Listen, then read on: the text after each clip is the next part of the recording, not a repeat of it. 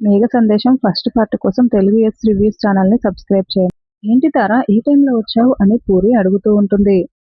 మీ అన్నయ్య పిలిస్తే రాకుండా ఎలా ఉంటాను, పెళ్లి అనగానే నాకు కూడా చాలా సంతోషంగా ఉంది అని తారా చెప్తూ ఉంటుంది.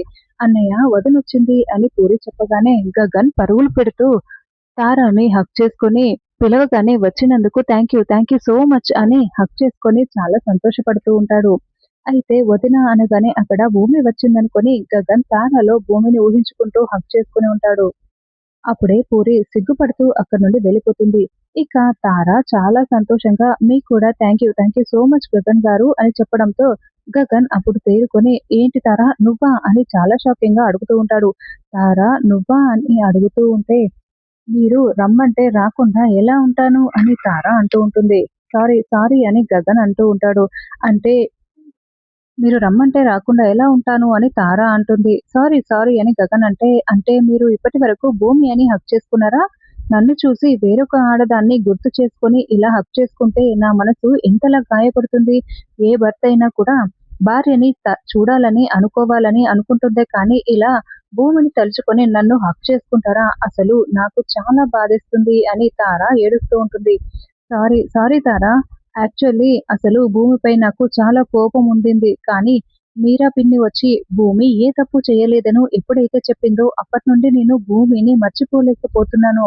యాక్చువల్లీ నాకు భూమినే కావాలి. భూమిని మర్చిపోలేకపోతున్నాను. ఈ విషయం మాట్లాడడానికే నేను నిన్ను ఇక్కడికి రమ్మన్నాను.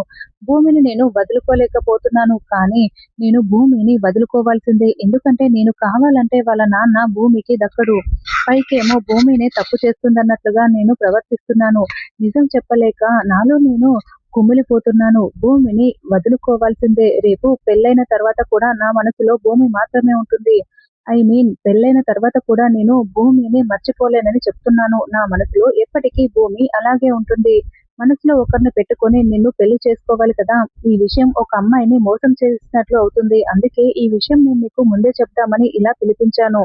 రేపు పెళ్ళైన తర్వాత నువ్వు నా జీవితంలోకి రావచ్చు, కానీ నా మనసులో మాత్రం ఎప్పటికీ భూమినే ఉంటుంది. నా మనసులో స్థానం ఎప్పటికీ భూమికి మాత్రమే ఉంటుంది. ఆ స్థానం ఎవరికీ ఇవ్వలేను. నా ఒంట్లో ప్రాణం ఉన్నంత వరకు ఆ స్థానం భూమిది మాత్రమే. ఈ విషయం నీకు అర్థమవ్వాలి. ఇది తెలిసాక కూడా నువ్వు నన్ను పెళ్లి చేసుకోవాలి అనుకుంటే నేనేమీ చెయ్యలేను.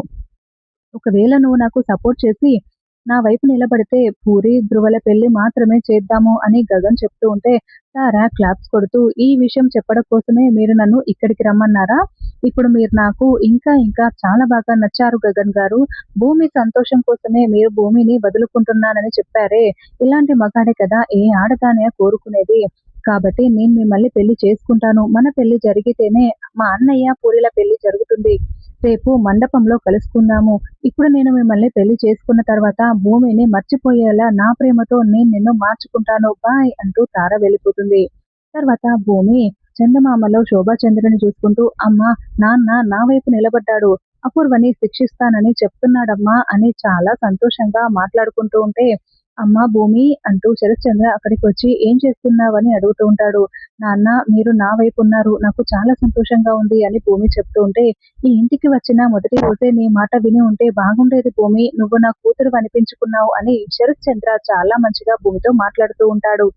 ఆ అపూర్వని ఖచ్చితంగా శిక్షిస్తాను అని శరత్చంద్ర చెప్తూ ఉంటే నాన్న ఎప్పటి నుండో నాకొక కోరిక ఉంది నాన్న, మీ గుండెలపై పడుకోవాలి నాన్న అని భూమి అడగడంతో అలాగే అని గుండెలపై పడుకోబెట్టుకుని ఓదారుస్తూ ఉంటాడు. ఇదంతా అపూర్వ నక్షత్ర చూస్తూ చీ అని రగిలిపోతూ ఉంటారు. ఏం చేస్తాం మమ్మీ అని నక్షత్ర అడుగుతూ ఉండడంతో రేపు ఆ గగన్ గాడితో అప్రియేషన్ కోసం భూమి నాట్యం చేస్తుంది కదా, అక్కడ గుండెలు పగిలే శబ్దాలు వినిపిస్తాయి. నేనేం చేస్తానో రేపు నీకు తెలుస్తుంది అని అపూర్వ అంటూ ఉంటుంది. తెల్లవారగానే అపూర్వ పూజ చేస్తూ స్వామి డిఎన్ఏ రిపోర్ట్స్ అస్సలు మ్యాచ్ అవ్వకూడదు. నేను దొరుకుపోకూడదు. ఈ రోజు ఆ తండ్రి కూతుర్లని వేరు చేయబోతున్నాను అని మొక్కుకుంటూ తర్వాత దుప్పటి కప్పుకొని నిద్రపోతున్న శరత్చంద్ర దగ్గరికి వచ్చి కాళ్ళు పట్టుకొని బావా నిజంగానే నిన్ను నిజం చెప్తున్నా, భూమి నిజంగానే ఆ గగన్ గారిని కలిసింది అని కాళ్ళు పట్టుకొని నొక్కుతూ చెప్తూ ఉంటుంది.